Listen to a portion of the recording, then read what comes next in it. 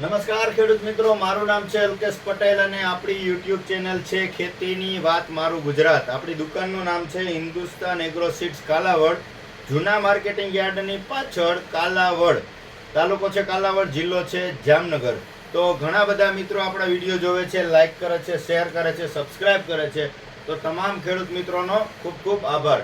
હવે મિત્રો, આજે આપણે વાત કરવાની છે મગફળીની. મેં તમને અગાઉ પણ વિડીયોમાં માહિતી આપી છે કે આ મગફળીનું જે સેશન છે, આ 2 થી 3 મહિના સુધી મગફળીની માવજત ખાસ કરી લેવી, જેથી કરીને ઉત્પાદન આપણે સારું મળી રહે. અત્યારે મગફળીનો પીરિયડ હાલે છે, એની માવજત કરવાનો, એની સાર સંભાળ રાખવાનો, એની દેખરેખ રાખવાનો યોગ્ય સમય ચાલી રહ્યો છે. તો મગફળીમાં શું કરવું અને શું કઈ પ્રકારના રોગ છે, તો અત્યારે મેં ફિલ્ડ વિઝિટ પણ કરી છે. બીજા ખેડૂત મિત્રોના પણ એવા રિવ્યૂ આવ્યા છે કે મગફળીની અંદર કથીરી જોવા મળી રહી છે.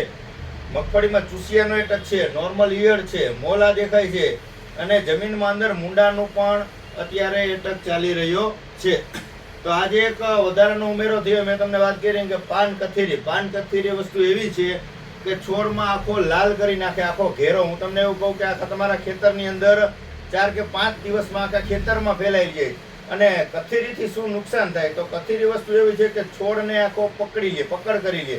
એનું જે પોષણ હોય, પોષણ બધું જમીનમાં પોપટા સુધી કે ડોડવા સુધી પહોંચવા દેતું નથી અને છોડની અંદર પાન કરવા માંડે છે, એટલે ખાખરી જાય છે આખો છોડ અને ઉત્પાદનમાં ક્યાંય ને ક્યાંય ખૂબ ઘટાડો આવે છે. પછી તમારા જે ડોડવા હોય છે એ બંધારણ જે હોય એનું ભરાવાનું હોય, ભરાતા નથી અને તમારે પાકને કાઢી લેવો પડે છે. આવી પરિસ્થિતિ બને છે. કથીરી આવી ગયા પછી ડોડવા ભરાતા નથી, એકદમ હળવી મગફળી થઈ જશે. તો એની કાળજી રાખવા માટે શું કરવું, પ્રથમ તમને હું મગફળી બતાવી દઈશ. આજે મેં ફિલ્ડ વિઝિટ રૂબરૂ જ કરી છે. તમે જોઈ શકો છો કે આ પ્રકારના પાન લાલ થઈ જાય છે. તમને હું બતાવીશ નજીકથી. આ પ્રકારના છોડની અંદર પાન લાલ થઈ જાય છે. આ છે પાન કથીરી. ઘણા આને રાતળ કીએ, ગેરું કીએ, જે કોઈ અલગ અલગ વિસ્તારમાં બધા ઓળખતા હશે આને, પણ આપણે અહીંયાની અંદર આને પાન કથીરી કહેવાય છે. છોડમાં આખો લાલ દેખાવા માંડે.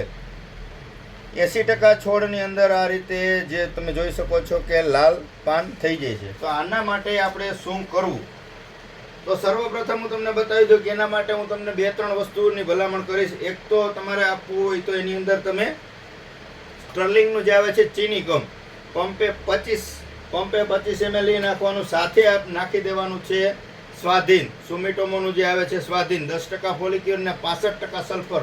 આ બેનું કોમ્બિનેશન કરીને તમે મારી શકો છો. આના પણ રિઝલ્ટ ખૂબ સારા મળશે મિત્રો. તો સ્વાધીન અને ચીની આ 2 વસ્તુનો તમે ઉપયોગ કરી શકો છો. ત્યારબાદ તમે વાપરી શકો છો ઇથિયોન સાયપર, આના પણ રિઝલ્ટ આવશે. આની સાથે પણ તમારે સ્વાધીન ઉમેરવું જરૂરી છે. આ 2 વસ્તુ મેં તમને શરૂઆતની નોર્મલ બતાવી છે.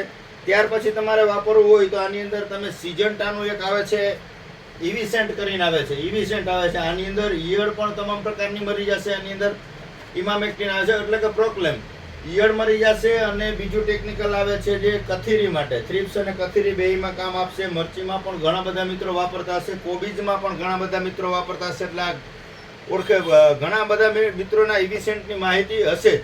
પણ અત્યારે તમારે મગફળીની અંદર વાપરવું હોય તો ઈયળની દવા બીજી નાખવાની જરૂર નથી, કથીરીની દવા નાખવાની જરૂર નથી. માત્ર તમારે ઇવિસેન્ટ નાખી દેવાનું છે, જેના થકી ઈયળ, થ્રિપ્સ અને કથીરી આટલી વસ્તુ નાબૂદ થઈ જશે અને છોડની અંદરમાં એકદમ ગ્રીનરી આવી જશે. સિજન્ટાનું આવે છે ઇવિસેન્ટ, આ પણ તમે વાપરી શકો છો. ત્યારબાદ તમારે ઊંચું જવું હોય પણ એટલી બધી કાંઈ જવાની જરૂર નથી. મેં તમને આ 3 વસ્તુ બતાવી. 3માંથી તમારા એરિયામાં 3માંથી ગમે એ મળી જશે આસાનીથી. પહેલું ચીની અને સ્વાધીન છે, પછી ઇથિયોન સાયપર અને સ્વાધીન છે.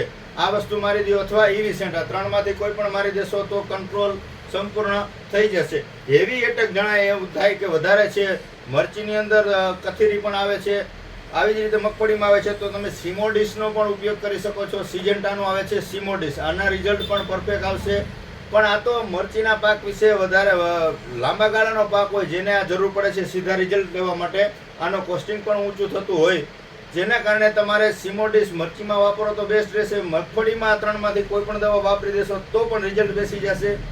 મરચીમાં કથીરી જણાતી હોય, આવી રીતના પાન લાલ થઈ જતા હોય ને ખરી જતા હોય, પાન છોડ પીળો પડી જતો હોય, તો તમારે ચોક્કસથી સિમોડિસ વાપરી દેવું મિત્રો. તો અત્યારે મગફળીનો ખાસ પીરિયડ ચાલી રહ્યો છે. મુંડા દેખાય છે, તો મુંડાની અંદર તમારે પડઘમ અથવા થાયો લીમડા જે આવે છે એનું તમે ડ્રિંચિંગ કરી શકો છો અથવા પાણી સાથે પાઈ શકો છો. પાણી પાવાનું હોય તો તમે થાયો લીમડા કોઈ પણ સારી કંપનીનું વાપરી શકો છો. આનાથી બળતરા ખૂબ થશે. અમે આ બોટલ તોડીએ છીએ અને માપ લખીએ છીએ ને તો મોઢે હાથ અડી જાય, આખો દિવસ મોઢું બળે છે. એના કારણે ટચ કરવાનું અમે ટાળીએ છીએ, જેથી કરીને જે લોકો વાપરે એને ખાસ કાળજી રાખવાની કે શરીરના સંપર્કમાં ન આવે, અથવા તમે આ વાપરો ત્યારે પાન માવો કે કોઈ જાતનું ખાવાનું એ રીતને આની સાથે ઉપયોગ કરવો નહીં. ખાસ કાળજી રાખવાની. 1 એકરમાં એક વીઘાની અંદર 250 ml પાવાનું હોય છે. 4 વીઘાની અંદર 1 લીટર થાય છે. આ આવે છે થાયો લીમડા, આ પણ વાપરી શકો છો. બીજું આવે છે આપણે સિગ્મા કંપનીનું ઢાલ પણ ઉપયોગ કરી શકો છો. આ વસ્તુ પણ બેસ્ટ છે. મુંડા માટે આપણે આના રિઝલ્ટ લઈ લીધા છે, ખૂબ રિઝલ્ટ સારા છે. આની અંદર રોજ કે ભૂંડ કે અન્ય કોઈ પશુઓ કોઈ આની અંદર તમારા ખેતરની અંદર પાકમાં નુકસાની કરતા નથી. રોગ જીવાત પણ આની અંદર ખાતી નથી, કેમ કે છોડ એટલો કડવાશ જ એટલી થઈ જશે કે જેના કારણે કોઈ પણ વસ્તુ એનો ખાવાનું કે ત્યાં બેસવાનું પસંદ કરશે નહીં. એટલે મુંડામાં પણ તમે આ વાપરી શકો છો. 250 ml 1 વીઘાની અંદર, એટલે 4 વીઘાની અંદર 1 લીટર તમારે ઢાલ વાપરવાનું છે. આના રિઝલ્ટ પણ પરફેક્ટ છે. આના રિઝલ્ટ લઈ લીધા છે. ઉપરથી છંટકાવ પણ કરી શકો છો. કોઈ પણ દવા સાથે તમે ઢાલ ઉપયોગ કરી શકો છો. રોજ હોય, ભૂંડ હોય કે તમારા અન્ય કોઈ પશુઓ દ્વારા જે નુકસાની થતી હોય તો એ તમારા ખેતરની અંદર 15 કે 20 દિવસ સુધી આવશે નહીં. તો સિગ્માનું ઢાલ વાપરી શકો છો મુંડાની અંદર, અથવા થાયો લીમડા. આની પણ અત્યારે દેખરેખ રાખી અને ટ્રીટમેન્ટ સમયસર લેજો. આ એક કથીરીનો નવો રોગ છે, તો બીજી તમે દવા નાખતા હોય તો એની સાથે કથીરીની દવા અવશ્ય ઉમેરી દેજો. બીજા ચૂસિયા પણ નોર્મલ છે, તો એકતારા છે કે એવું નોર્મલ દવાથી ચૂસિયા અત્યારે કંટ્રોલમાં આવી જતા હોય છે, તો એકતારા ઉમેરી દેજો. ઈયળનો એટક હોય તો ઈયળમાં તમે સારી દવા FMC નું કોરાજન વાપરી શકો છો. કોરાજન વાપરી દેજો. ફૂગનાશકની જરૂરિયાત હોય તો મેં તમને જે 2-3 બતાવ્યા છે રનિંગ જે ફૂગનાશક, એ તમે એનો છંટકાવ કરી શકો છો. આપણે બાયરનો આવે છે નેટિવો. હવે બધાને મગફળી 2 મહિના ઉપરની થઈ ગઈ છે, એટલે સારા ફૂગનાશકનો છંટકાવ કરવો, જેથી કરીને ફૂગજન્ય જે રોગો આવતા હોય, ટીકાગેરો કે એ પ્રકારના રોગો લાગુ પડે નહીં. તમારે નેટિવો વાપરી શકો છો. ત્યારબાદ તમે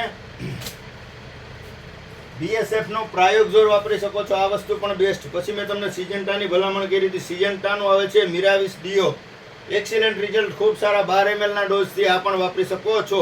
પણ જે જરૂરિયાત હોય એને, જેને મગફળી નાની છે, રનિંગ ટેબુ સલ્ફર વાપરતા હોય તો બીજું ફૂગનાશક એની સાથે ઉમેરવાની જરૂર નથી. મેં તમને અગાઉ વાત કરી કે ભાઈ આ ચીની અને સ્વાધીન આ બેનો છંટકાવ કરી દો છો. આની અંદર ફૂગનાશક આવી ગયું, ખાતર આવી ગયું અને થ્રિપ્સ કથીરીની આવી ગઈ. 3 વસ્તુ આ એકની અંદર કંટ્રોલ થઈ જાય છે, એટલે બીજું નાખવાની જરૂર નથી. આની અંદર તમારે માત્ર એક ઈયળની દવા ઉમેરી અને છંટકાવ કરી શકો છો.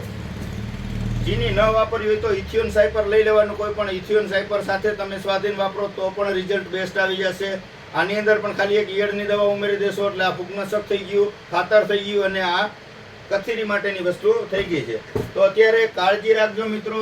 ચકાસતા રહેજો તમારા ખેતરની અંદર, તમે વિઝિટ કરતા રહેજો, જેથી કરીને અત્યારે જે અવનવા રોગનો ઉમેરો થઈ રહ્યો છે જેમાં તમે સમયસર એનું નિરાકરણ લાવી શકો. મિત્રો અમે ફિલ્ડ વિઝિટ કરતા હોઈએ છીએ અને ખેડૂતના રિવ્યુ લેતા હોઈએ છીએ. એના આધારે અમે તમને વિડીયો દ્વારા માહિતી પહોંચાડતા રહીએ છીએ. પણ સાચી ખબર તો તમે તમારા ખેતરે જઈને જોશો, કેમ કે આ બધા રોગ બધી જગ્યાએ હોતા નથી, પણ શરૂઆત જ્યાંથી થાય ત્યાંથી હંમેશા આગળ વધવામાં હોય છે. જેથી કરીને આપણા ખેતર સુધી ન પહોંચે એની કાળજી રાખજો મિત્રો. જરૂર લાગે એ લોકોને જ આ વસ્તુ વાપરવાની છે, અગાઉ કોઈએ વાપરી દેવાની નથી.